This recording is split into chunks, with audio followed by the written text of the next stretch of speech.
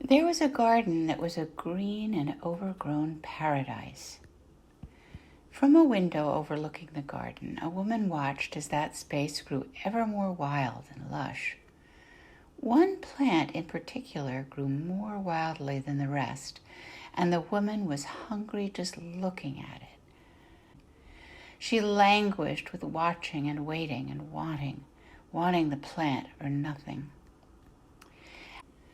Her husband decided to go into the garden and get some of this rampion for his wife. He waited for a night when the moon was just a slice of light. The garden was monstrously strange and noisy with strange sounds. He snatched the rampion and ran out of the place. Unknown to him or his wife, there was a woman who watched him from her bedroom window in the dark, witch-like. Then, one night, she followed him home. "Your husband has been into my garden many times," the older woman said. "You may keep the rampion, but you must give me something in exchange, something that does not yet exist." The husband and wife, being unable to resist such a deal, said yes. When the wife gave birth, the old woman came and claimed the child, whose name was Rapunzel, which means rampion, which was the bargain they had struck. When Rapunzel was 12 years old and a very beautiful child, her mother, which is what the old woman called herself, took Rapunzel into the woods and shut her in a tower. When the woman wanted to see Rapunzel, she would yell, "Let down your hair!"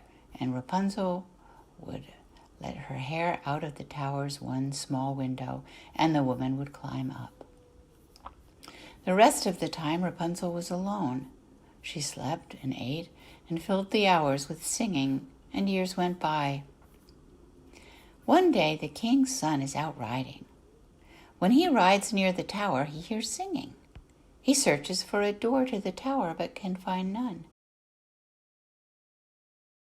He sees a woman next to the tower, and he hears her yell up, and next he sees gold hair cascade out the window, which she climbs up like a ladder.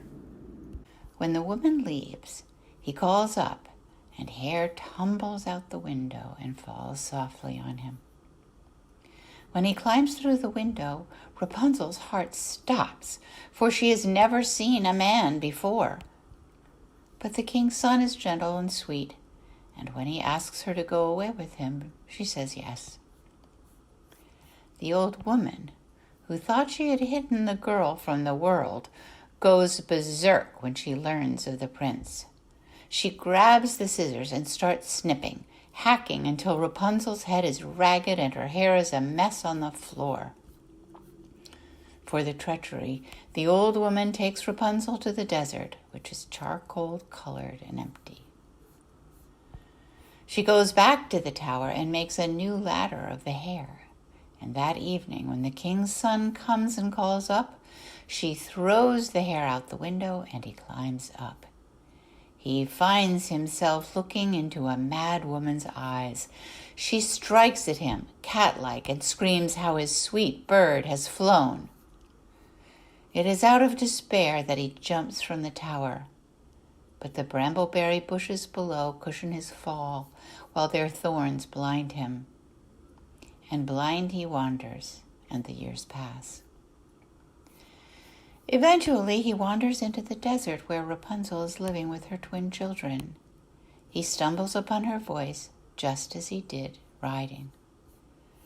When they hold each other, one of her tears falls into one of his eyes, and slowly the sight of one eye is restored, then full sight, and he sees everything, and he takes her and his children home.